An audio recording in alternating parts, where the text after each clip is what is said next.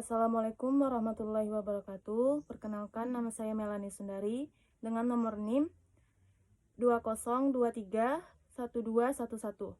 Baiklah, di sini saya akan menjelaskan materi tentang bab tayamum yang terdapat pada kitab Safinatun Najah. Bismillahirrahmanirrahim. Alhamdulillahirabbil alamin. Hamdan katsiran thayyiban mubarakan fih kama yuhibbu rabbuna wa yarda.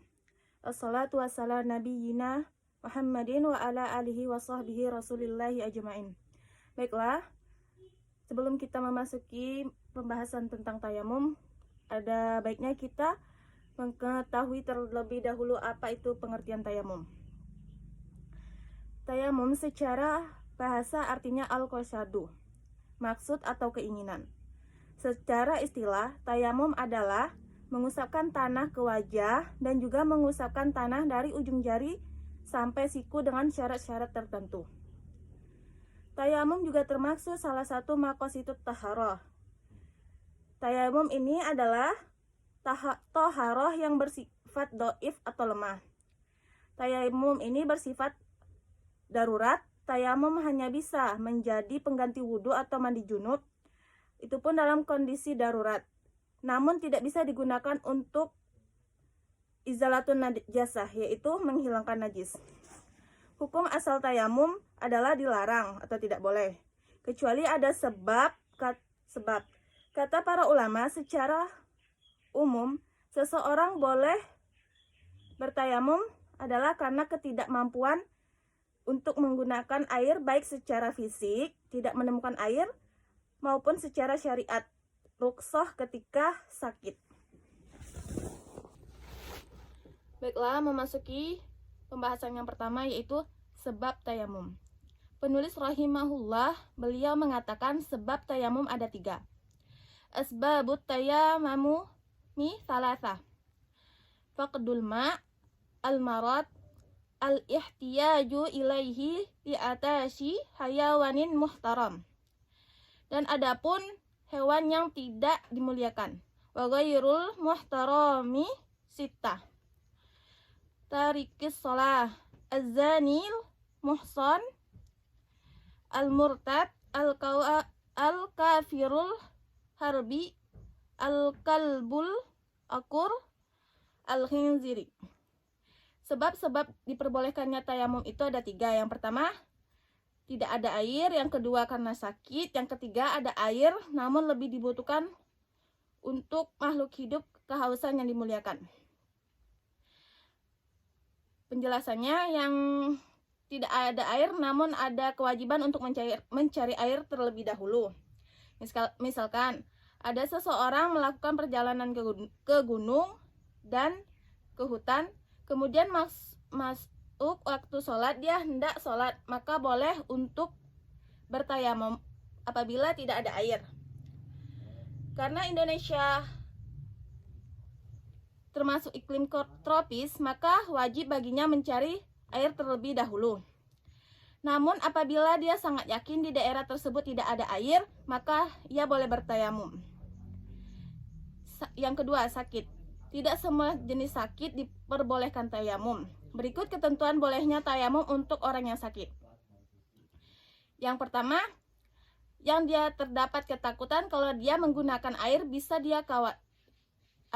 dia khawatir kalau hal tersebut bisa membahayakan nyawanya. Yang kedua, khawatir membahayakan anggota tubuhnya. Misalnya, apabila terkena air, berdampak buruk seperti dapat diamputasi. Yang ketiga, khawatir kehilangan manfaat fungsi dari anggota tubuhnya. Misalnya, apabila telinganya terkena air, itu bisa menjadi tidak normal lagi. Yang keempat, atau khawatir bisa menjadi aib bagi tubuhnya. Khawatir apabila terkena air bisa menjadi hitam atau belang. Yang kelima, khawatir sakitnya bertambah parah apabila terkena air. Yang ketiga, butuh terhadap air karena hausnya hewan atau makhluk hidup yang dimuliakan. Misalnya ada air hanya sedikit, jika digunakan untuk wudhu habis, maka dia boleh bertayamum. Pada hukumnya, asal tayamum kalau ada air tidak boleh bertayamum.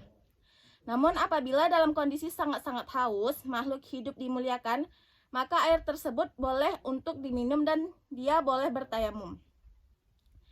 Adapun untuk hewan atau makhluk hidup yang bernyawa, baik manusia maupun hewan yang tidak dimuliakan, maka lebih baik bagi kita gunakan air tersebut untuk berwudu daripada diberikan kepada mereka. Berikut hewan atau manusia yang tidak dimuliakan. Yang pertama, orang yang sengaja meninggalkan sholat. Misalnya kita bersama dengan orang yang meninggalkan sholat dan ia pun haus, kemudian masuk waktu sholat, maka wajib bagi kita untuk berwudu terlebih dahulu daripada mendahulukan orang yang tidak sholat tadi. Yang kedua, pezinah yang muson. Dikatakan muson apabila dia sudah balik, berakal, merdeka, dia telah berjima dalam pernikahan yang sah. Lebih baik dia mati daripada kita berikan air kita untuk minum orang tersebut. Karena secara hukum seorang pezina dia harus ditangkap dan berikan hukuman rajam. Yang ketiga, orang yang murtad atau keluar dari Islam.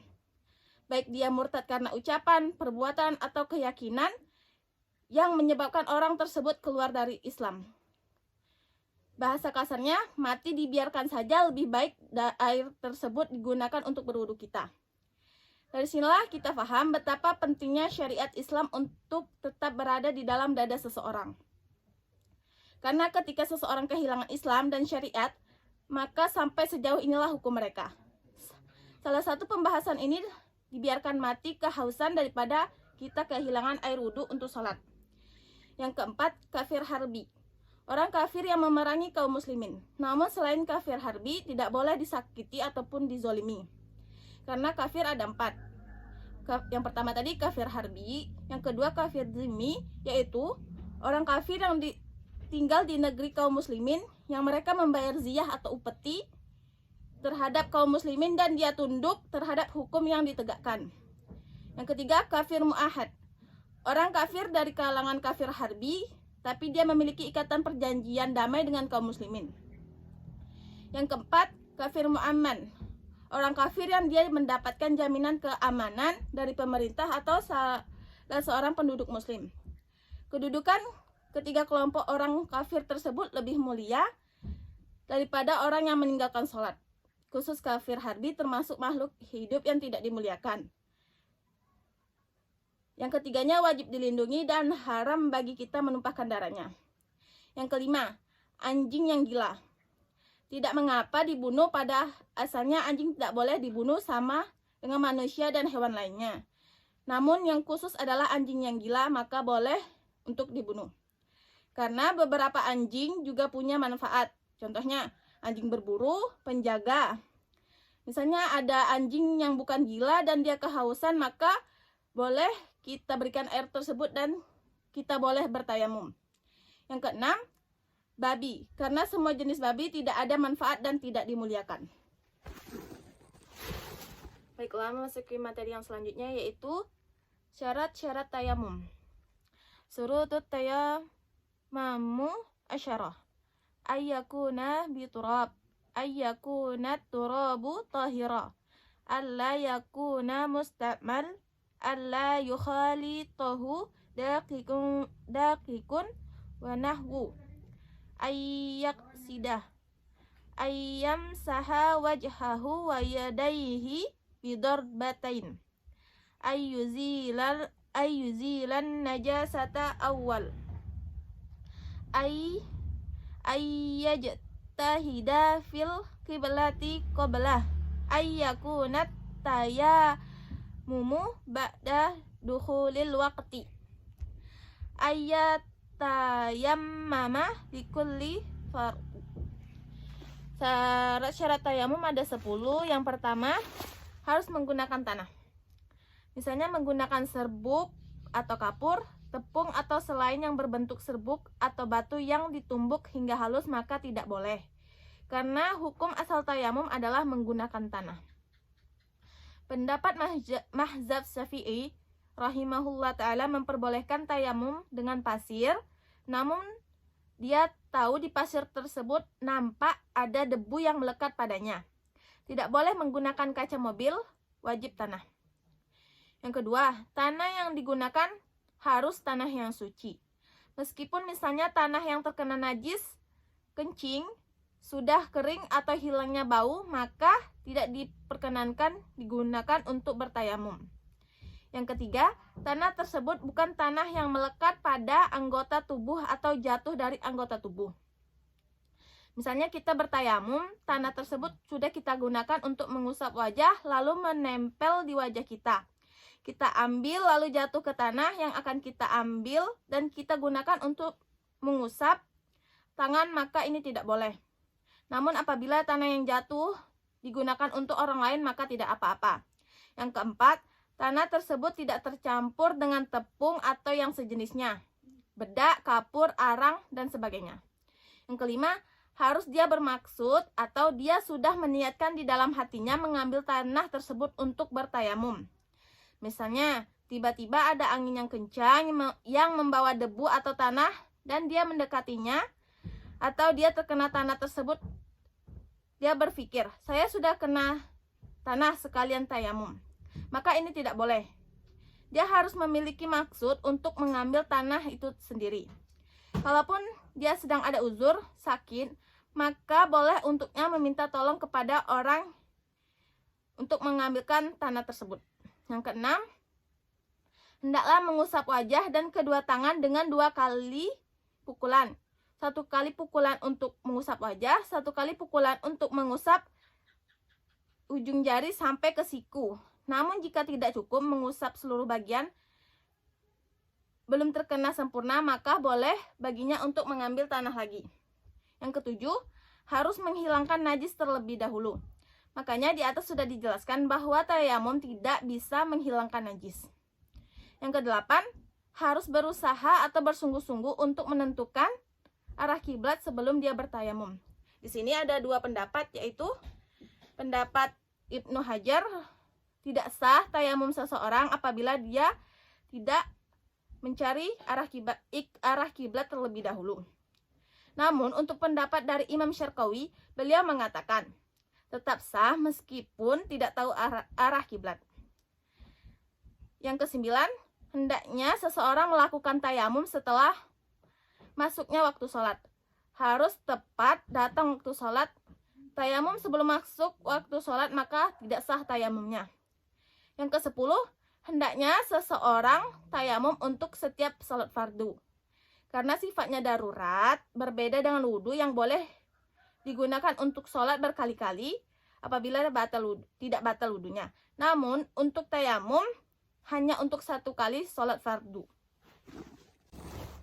Baiklah, memasuki materi yang selanjutnya, yaitu furudut tayamumi khamsah. Al-awwal naqlut turab, al-thani an-niyah, al-thalith mashul wajhi, al-rabi mashul yadaini ilal mirfaqain, al-khamis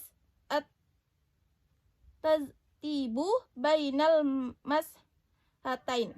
Yang pertama yaitu memindahkan tanah atau debu. Harus meniatkan mengambil tanah untuk tayamum, tidak boleh tanah terbang sendiri atau dilempari tanah seperti contoh yang di atas. Yang kedua, niat. Wajib dilakukan saat memindahkan tanah atau debu atau mengambil tanah sampai ia mengusap wajah. Yang ketiga, mengusap wajah sesuai batasan. Yang keempat, mengusap dari ujung jari sampai ke siku dan dibalik lagi sampai ke ujung jari. Yang kelima, tertib. Harus wajah dulu baru tangan. Dan adapun sunah-sunah tayamum, yang pertama baca tasmiyah lengkap maupun tidak. Yang kedua, setelah ambil tanah ditepuk lalu ditiup baru diusapkan. Yang ketiga, mendahulukan yang kanan daripada yang kiri. Yang keempat, menghadap ke arah kiblat. Yang kelima, mengusap wajah dari bagian atas sampai ke bawah. Yang keenam, merenggangkan jari setiap memukul tanah. Yang ketujuh, melepas perhiasan di pukulan yang pertama. Yang kedelapan, menyela jari di salah satu pukulan, baik di pukulan pertama ataupun kedua. Yang kesembilan, muamalah atau berkesinambungan. Tidak ada jeda yang lama dari mengusap wajah dan tangan.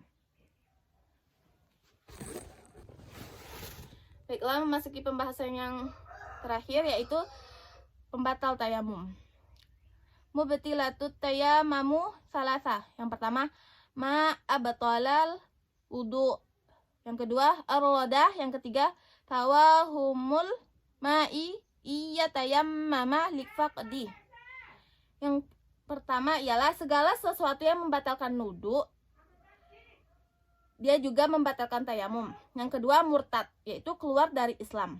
Yang ketiga, menduga bahwasanya ada air, karena sebab bolehnya tayamum apabila tidak ada air, kecuali untuk orang yang sakit dan diberikan rukhsah seperti yang sudah dijelaskan di atas.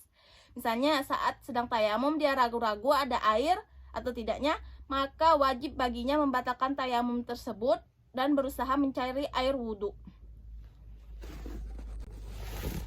Baiklah, itu tadi penjelasan dari saya. Kurang lebihnya mohon maaf. Wabillahi taufiq wal hidayah. Assalamualaikum warahmatullahi wabarakatuh.